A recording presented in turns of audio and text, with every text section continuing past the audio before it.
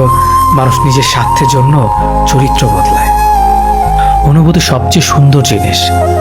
অনুভবে যাকে স্পর্শ করা যায় না, ভালোবাসা মুখে বলে বোঝানো সম্ভব নয়।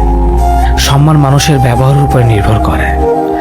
যেখানে তর্ক করা বৃথা, সেখানে বিতর্ক জড়িয়ে লাভ নেই।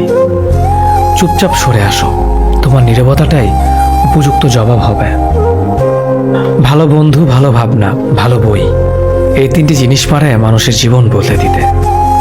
তার জন্য সবসময় ফ্রি থাকবেন না যে দিনের পর দিন আপনাকে অপেক্ষা করিয়েছে। তাকে ভুলে যান যে আপনাকে মনে রাখার প্রয়োজন মনে করে না। দিনের শেষে কেউ ভালো থাকে আর কেউ ভালো থাকার অভিনয় করে। অপেক্ষার ধৈর্য ধরতে শেখো, কারণ সহজে পাওয়া জিনিসগুলোর জীবনে বেশি দিন থাকে না। আর যেটা জন্য অপেক্ষার ধৈর্য ধরবেন, সেটা পেতে দেরি হলো জীবনে সব দিন থাকবে।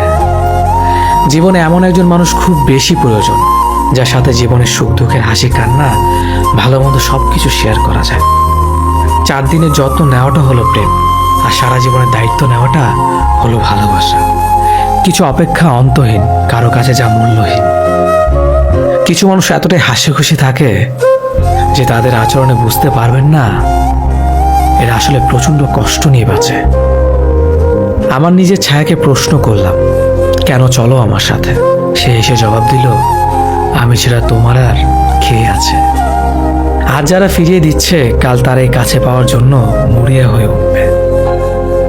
তাকে কখনো ব্যস্ততা দেখিও না, যে তোমার সাথে কথা বলার জন্য দিনরাত অপেক্ষা করে। মাকে অবহেলা করো না, চলে গেলে আর পাবে না।